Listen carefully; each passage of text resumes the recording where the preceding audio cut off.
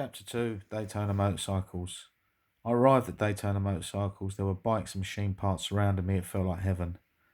I met Mark and we started talking. He kept using a lot of technical terms and kept going back to check my levels of experience, never really accepting my total lack of knowledge. I acted like I knew what he was talking about. Mark talked himself into hiring me. I thought Mark was an alright bloke, but a little strange or weird. It wasn't until later that I realised this was due to multiple head injuries from multiple accidents. In light of what happened to me, I now find this quite ironic. I was now an apprentice mechanic and still on my lunch break from the warehouse. I jumped back on my scooter and hightailed it back, running into the main office. I found Dave, my manager. He was a bit surprised, to say the least, about my lunch break career change. I explained about my passion for motorbikes and he sighed, telling me to go and speak to the next level up in management. He didn't seem too upset about me leaving. The management seemed that I may as well go there and then. So without a backward glance, I got back on my trusty scooter and rode straight to Daytona's. At Daytona, I met Mark and told him that I was available for work a bit sooner than I expected. Mark smiled and said I could start the very next day. I had no tools, no idea, just enthusiasm. That didn't worry Mark. I enjoyed being around motorbikes, and my friendship with Mark and his mechanics was something that I treasure. I became good friends with Daytona customers too, and even arranged biking events and trips with them. I was enjoying life. I was learning about mechanics, surrounded by motorbikes, and had old and new friends. Several years passed by. I progressed well in my apprenticeship. I was fitting insurance-proof arms to bikes, and riding pillion on some very powerful machines. I watched track days both in the UK and abroad on holiday too. I would ride pillion with my old family friend called Ozzy, and we'd meet up with other bikers. In all this excitement, I kept my friendship with Alan alive. He was now at university studying for a computing degree, and in his spare time he'd ride pillion with me. I enjoyed working at Daytona's. It became an extension of my social life too. One time the Daytona staff, and some customers too, went to Louth, Lincolnshire. We were there to ride fast, do some filming, and push some bikes to the limit. Checked into a local pub that also let rooms. I had a few too many ciders, got slightly pissed, and ended up banging my head on a low old-fashioned doorway. The following day I was hungover, had a bit of a headache. We loaded the bikes into the van and headed over to Cadwell Park racetrack. I was to be riding my co-worker Desi's VFR 400 race bike. It was rather quick, but from previous experience riding pillion with Aussie, I knew the VFR could do over 120 miles per hour. The journey to the track was exciting for me. At one point we were overtaken by a group of bikers, including a rider on a VFR 400, just like I was due to ride. It shook the van with the turbulence from its speed. We arrived at Cadwell Park and the track scrutineers checked out our bikes. After a short wait in the paddock, I was given the go-ahead to start riding around the track.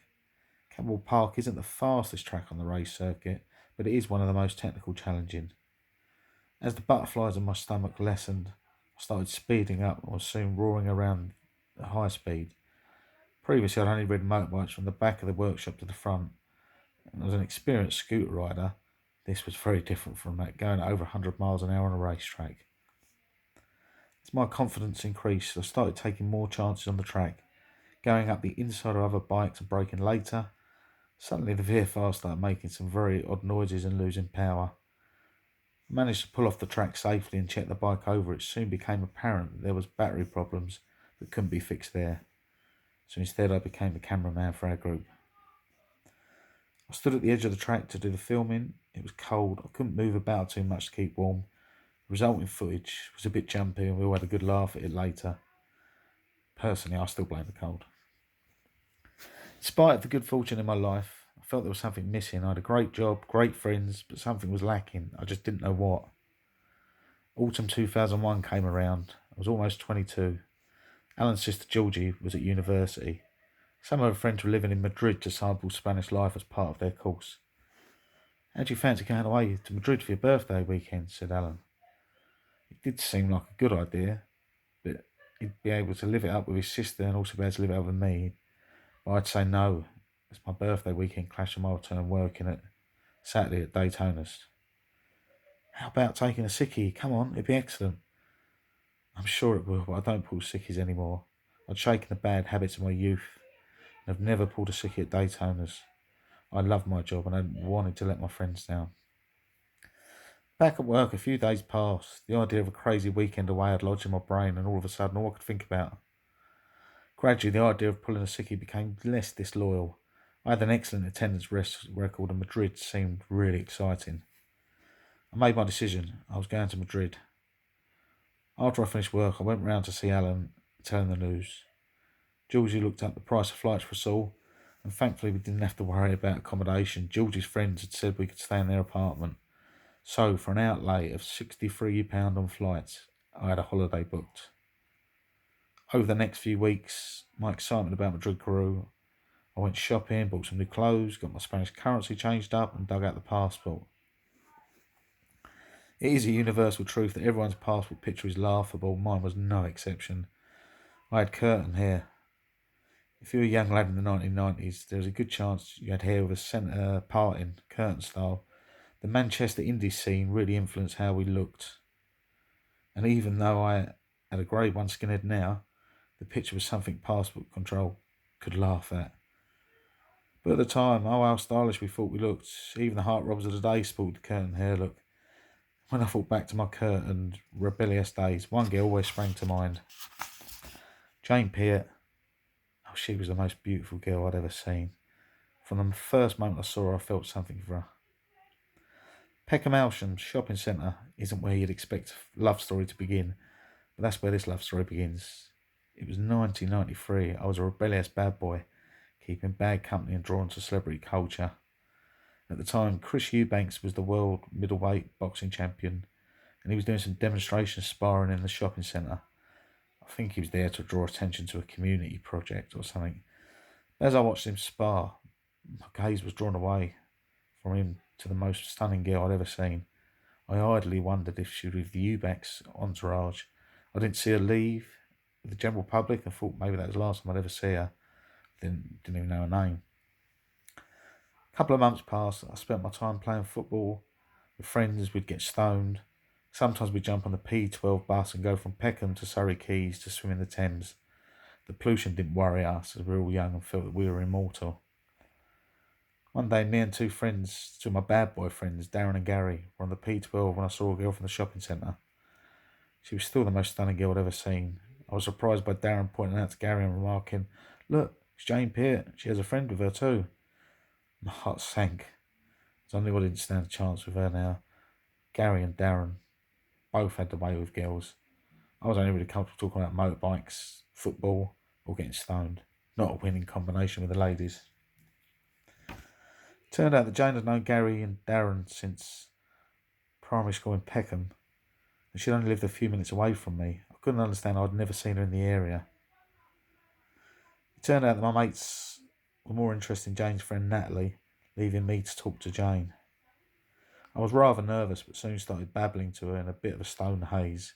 It turned out that she quite liked my curtains hairstyle. It reminded me of Shane, a character in an Australian soap, Home and Away. Bit of a heartthrob. By then, the P12 had arrived at Surrey Quays. Gary had Natalie's number and I asked for Jane's. I wanted to stay and talk to Jane, but Darren was feeling a bit left out and hurried us away from the girls to the quayside. Looking back, I'm shocked by the things I did. I'd hate to think what today's health and safety people would make of stoned teenagers leaping 12 feet off a dock into a dirty river water.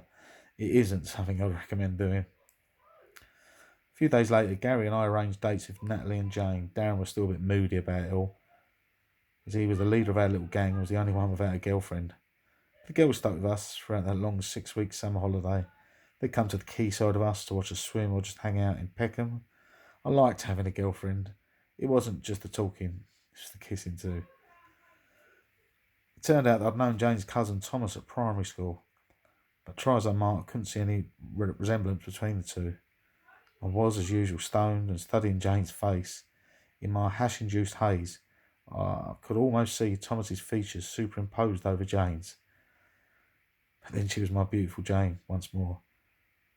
I waited for that time, then I leant over and kissed her. My first kiss was with the most beautiful girl in the world. How many boys could say that? But young love never runs smoothly, especially when you're only 13. Gary and Natalie split up and I got pressurised to dump Jane. I'm sorry to say that I did cave in. and cravenly dumped Jane over the phone. I'm sorry, Jane. But that summer romance would lead to something even more amazing with a better hairstyle on my part. At least I didn't have curtains anymore, but I was concerned how I could pull a sickie to get to Madrid. One of my favourite clients, a guy called Mark Woods, had his motorbike booked in for service. He was due to take it on a track day a few days later. He'd been on the cable trip with us. He had a history of crashes. I got on really well with him. I didn't want to let him down, but I wanted to be in Madrid. I needed to get away to let my boss, Craig, know that I wouldn't be in. But how do I do it without giving the game away? I then had no idea, which would mean I'd be sent home sick. Craig would know about it, and Mark's bike would still be serviced before he goes down the track.